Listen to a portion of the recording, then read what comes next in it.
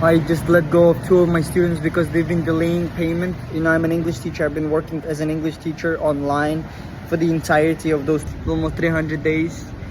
It's been my backbone for a long time, for the entirety of my world tour. And this is the first time when I say, hey, it's not serving me anymore, because I don't feel like my energy is being respected by two of my main students not sending me payments on time. And I embraced this decision through a conversation with ChatGPT and the perspective of Taoism and perspective of Buddhism, where I need to let go and just go with the flow. And I cannot describe the feelings I'm feeling right now, because I have, in total, I have maybe $100, $150 left. I have so much more ground to cover. I'm still in Cambodia, so still have Laos, Vietnam, China. I am completely lost and scared. I have this fear in me, like, oh, what happens when I run out of money? I have no money for food. What am I gonna eat? I go hungry. But maybe this is the next step of my journey.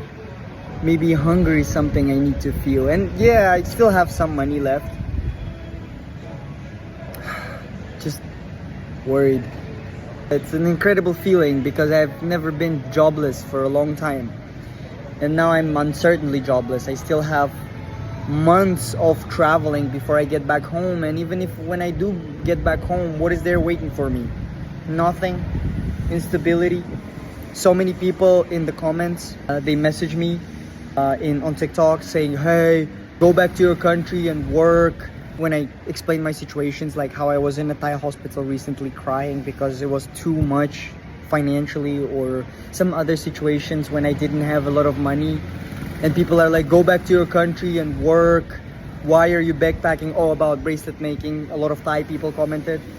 And I just wanted to put a reminder, maybe put someone into perspective, that when I do go back home, because I left Kazakhstan so early, at the age of 15, before 10th grade, I didn't take the military preparation class in 10th grade that gives you a military document afterwards, which is necessary to get any official job in Kazakhstan, meaning I can't work when I go back home.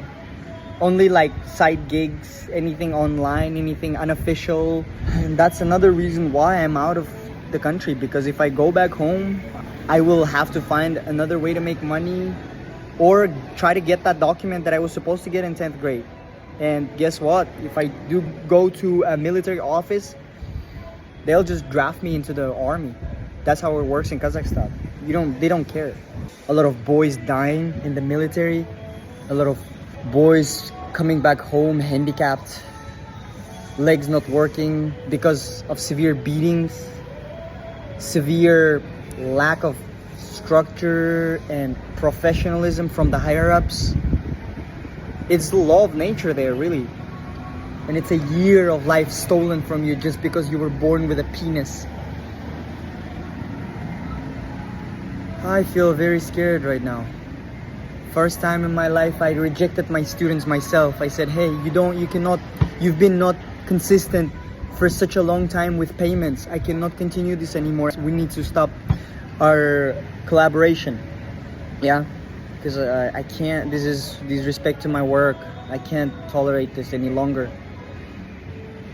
And it's freeing for sure. On the positive note, I feel great that I'm free, but now I have $150, as I said earlier, left, and a lot more ground to cover. I'm scared.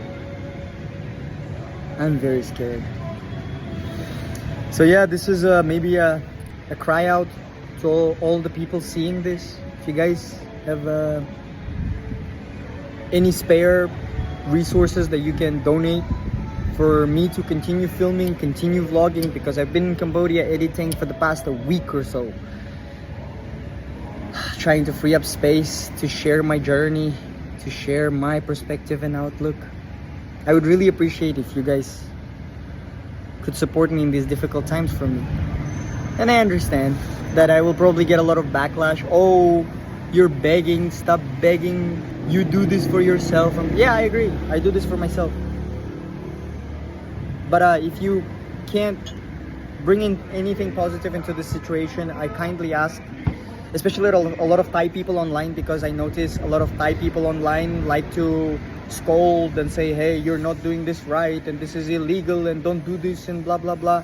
Please refrain from mocking or scolding, teaching, trying to preach. I kindly ask that if you cannot support me. Yes. I have a big dream of traveling the world, of seeing every single country in the world. And I'm almost done with Asia. So please help me achieve it. This was Raiymbek, guys. Thank you so much for watching me, and this is the way, the Wu way.